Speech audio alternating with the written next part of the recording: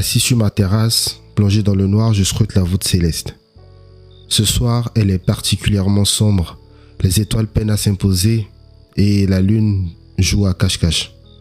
Je ferme les yeux et j'observe les ténèbres, celles-là même qui vont s'imposer à moi quand ma vue se voilera définitivement. Garde les yeux fermés.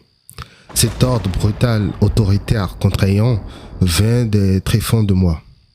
Habitue-toi aux ténèbres, elles seront ta nouvelle condition. Je me lève, les paupières scellées, je tente quelques pas timidement, je me prends le pied de la table et je me rassis. Dans ma tête, ça bouillonne, je pense. Association d'idées, j'entame un monologue. Œil, puits de lumière. Principale source de lumière, le soleil.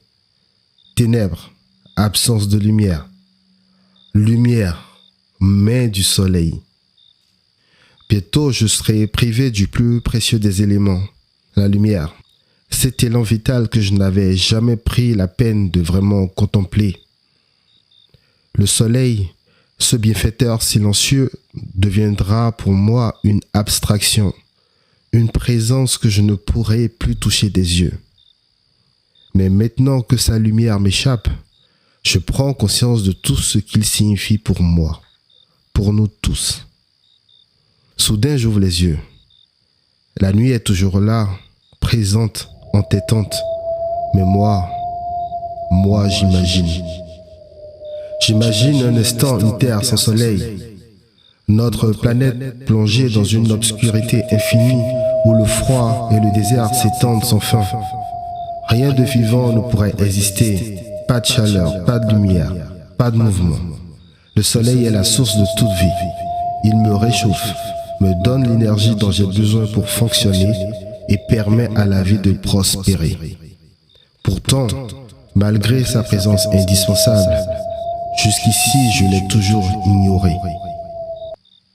À l'heure où je me prépare à me passer de mon organe qui lui est le plus sensible, je me demande pourquoi je n'adore pas le soleil. Pourquoi l'homme ne l'adore-t-il pas alors qu'il semble posséder tous les attributs d'un dieu? Omniprésent, visible, il brille chaque jour sur toi, moi, nous, et sa disparition mettrait fin à toute forme de vie sur Terre. C'est ce mystère que nous allons explorer ensemble dans cet épisode. Le soleil est bien plus qu'un simple astre. C'est la condition sine qua non de notre existence. Sans lui, aucune plante ne pousserait, aucun animal ne pourrait survivre. Nous, humains, avons besoin de lui pour tout. Voir, manger, respirer et même simplement ressentir de la chaleur. Tout ce qui vit sur cette planète en dépend. Prenons quelques exemples concrets d'êtres vivants directement dépendants du soleil. Les plantes en premier lieu avec la photosynthèse. Elles captent l'énergie solaire pour produire leur nourriture et sans lumière, elles cessent de croître, mettant en péril toute la chaîne alimentaire. Les oiseaux migrateurs, tels que les oies sauvages, utilisent les saisons en fonction de la lumière solaire pour réguler leur trajet migratoire. Les animaux à sang froid comme les reptiles dépendent également du soleil pour maintenir leur température corporelle et leur activité métabolique. Prenez aussi les régions polaires. Lorsque l'obscurité totale y règne durant des mois, les êtres vivants ralentissent. Les animaux entrent en hibernation, les plantes meurent ou cessent de croître. Rien ne peut prospérer sans lumière. Le soleil a un pouvoir qui dépasse l'imagination et pourtant, aujourd'hui, nous avons cessé de le vénérer. Autrefois, les civilisations comprenaient cette importance. Les Égyptiens vénéraient Ra, le dieu soleil, tout comme les Aztèques adoraient Huitzilopochtli, un autre dieu associé au soleil et à la guerre. Partout, le soleil avait sa place dans les panthéons divins. Il était le maître de la vie et de la mort.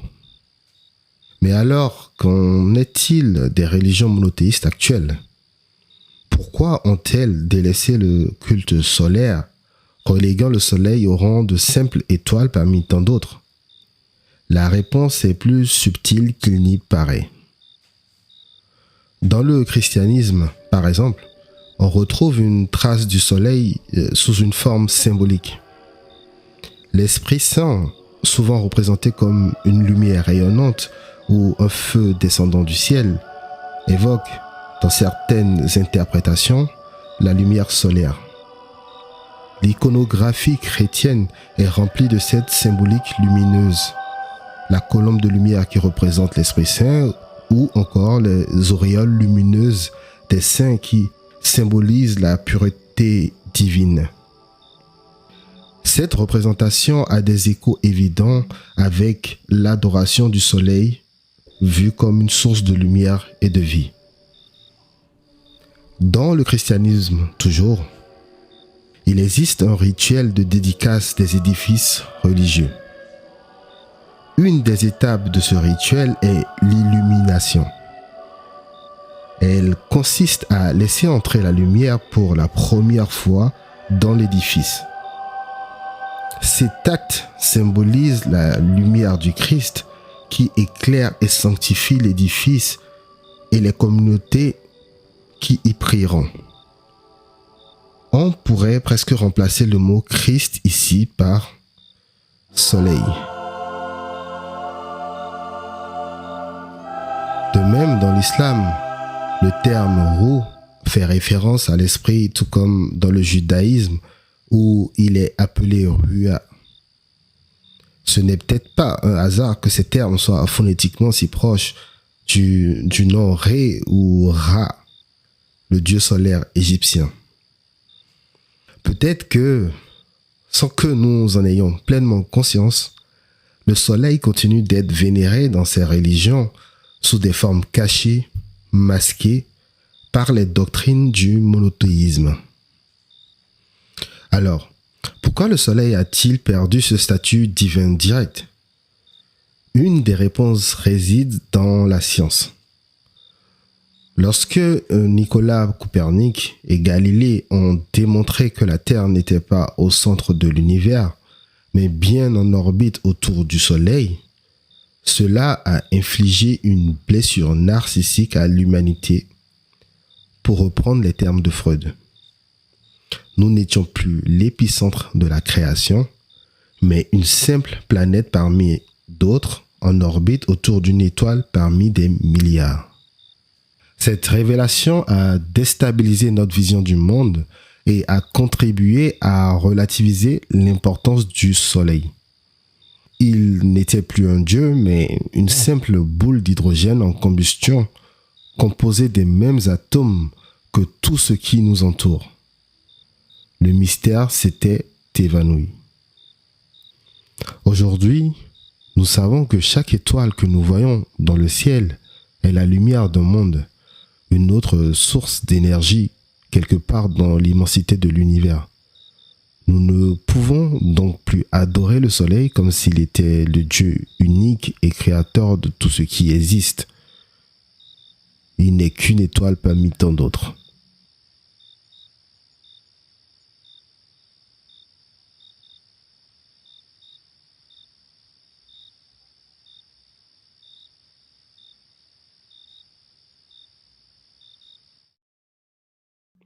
Pourtant, ici, à notre échelle, il continue d'être notre étoile, notre source de vie.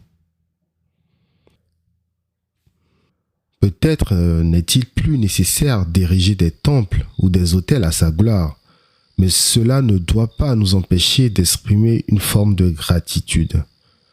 Gratitude pour cette lumière qui nous réchauffe, pour cette énergie qui permet à la vie de prospérer, pour ce lien qui, malgré l'immensité de l'univers, nous rappelle chaque jour que nous faisons partie d'un tout plus vaste.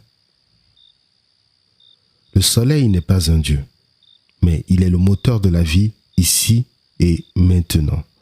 Et peut-être en apprenant à le reconnaître dans sa simplicité, nous nous rapprochons un peu plus de la compréhension de notre place dans l'univers. Au moment tragique où mes puits de lumière se tarissent, je réalise que celui qui les alimente est aussi celui par qui je suis. Il brille depuis que mon monde est monde et son influence va au-delà de mon entendement. Il se contente de rayonner, lançant ses émissaires brillants à la conquête de l'espace, apportant la vie partout où sa main se pose. Je veux le remercier et prendre conscience de sa nature. Si un Dieu existe réellement, le soleil et ses semblables sont les plus à même de le reconnaître. Ils sont sans doute plus dignes de le célébrer. C'est pour cela que la prochaine fois que vous vous exposez aux rayons du soleil, prenez un instant pour ressentir cette chaleur et cette lumière. Ce n'est peut-être pas un Dieu, mais il mérite sans doute notre reconnaissance. Pour finir cet épisode, je voudrais vous laisser sur cette phrase qui, pour moi, fait sens. Il appartient aux humains de rendre grâce au soleil pour la vie qu'il nous offre chaque jour et au soleil de chanter les louanges de celui qui l'a allumé dans le ciel. Bonsoir.